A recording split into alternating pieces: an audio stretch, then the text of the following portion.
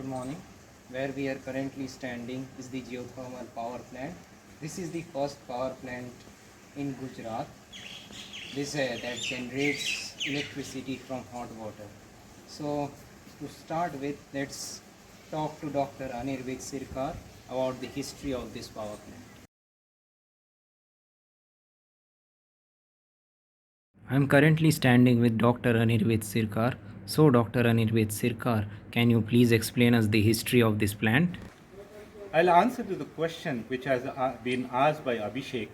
Now, I'm proud to be standing in Dholara, in the Swaminarayan temple, in order to explain the motivation behind creating this geothermal power generation plant.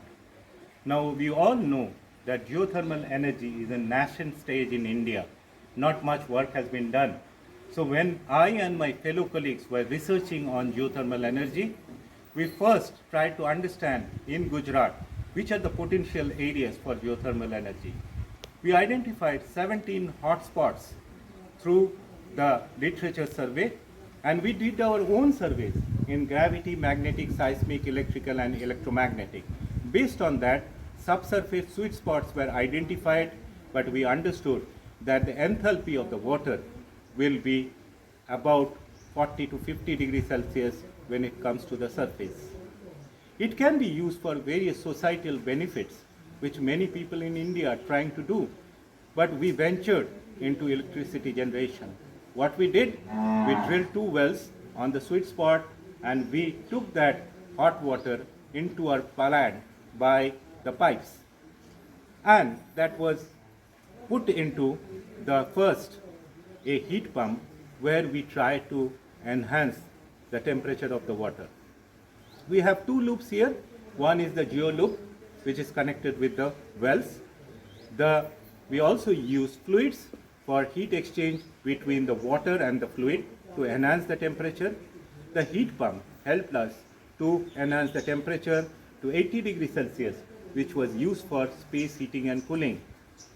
The Swamijis here are very kind enough to give their Sabha Mandap, where we have demonstrated the cooling effect, and the AHUs were important for that. The heating side was utilized with the hot water of 80 degrees Celsius, which went into the ORC, and today we developed about 20 kilowatt of electricity from the plant, which is plowed back into the system, and we can say this is the first geothermal plant in Gujarat and probably a sustainable plant for the first time in India. Thank you very much.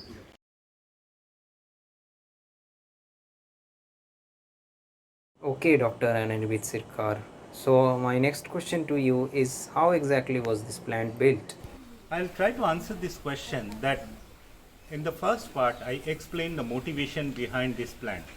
Now, every plant creation requires funding, requires support. We are very fortunate that government of Gujarat has motivated us, helped us in development of this plant. They have funded this project, and you know this project funding is so important in establishment of the plant. Now this plant was developed with the idea that we will have sustainable power for the people here, and we thought not only power will be generated, which will be plowed back into the system. We'll try to do a seasonal test on the power generation, and we'll try to see that how the amount of electricity which is generated is sustainable and is useful and can be put into the grid. That's the next step into this process.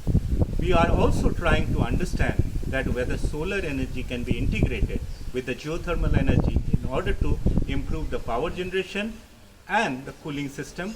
We have a 32 TR cooling in the Sabha Mandap system, and we would like to put other societal benefits from the rejected water.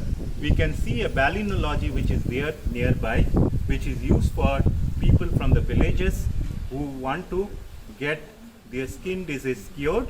We have a honey processing system here where honey has been processed and used by the people from the villages. And we are trying to also develop other societal benefits, like we will be putting shortly a desalination plant here in order to have good drinking water for the people and the village of Dholara and other places of Gujarat. Part of the plant is the well that we see right now. This well supplies the geothermal water that then gets converted into electricity. The temperature of this water is about 40 to 50 degrees Celsius. The next part of the power plant are these pipes. These pipes are the ones that conduct the geothermal water and take them to the main tank. That you see behind me, this tank supplies geothermal water through the black pipes into this particular device. This device is called plate type heat exchanger. These silver pipes that you see behind me, these supply fresh water to this same device. Now what happens after this is that the heat from the geothermal water is transmitted, is exchanged to the fresh water, and the geothermal water is then rejected and sent to domestic use. The device that you see in front of me is called a heat pump. This heat pump device has a very simple basic principle. The device has an exchange fluid called R134A. Now, as you might be remembering that in the previous setup there was some rejected water and there was some fresh water that was further heated. So this heat pump has two sides, a cool side and a hot side. The rejected water goes to the cool side. In the cool side, this water is further heated by the exchange liquid. After the cooling is done, the rejected water is then sent to the temple, where it is used for practically a lot of things. The hot side contains the fresh water, the water that we actually require. This water is further heated up to 80 degrees Celsius by the exchange fluid and then sent to a device known as ORC. Very good. Hearing a lot of noise in the background. That's because electricity is finally being generated using this machine known as ORC. This ORC stands for Organic Rankine Cycle. This device has four major components: feed pump, evaporator, condenser and turbine. Turbine being the main one. So you might be remembering that the heat pump supplied 80 degrees Celsius of hot water to this very device. That water is now being regulated in the turbine. This is mechanical energy being converted into electrical energy. This electricity will then be computed in a separate device.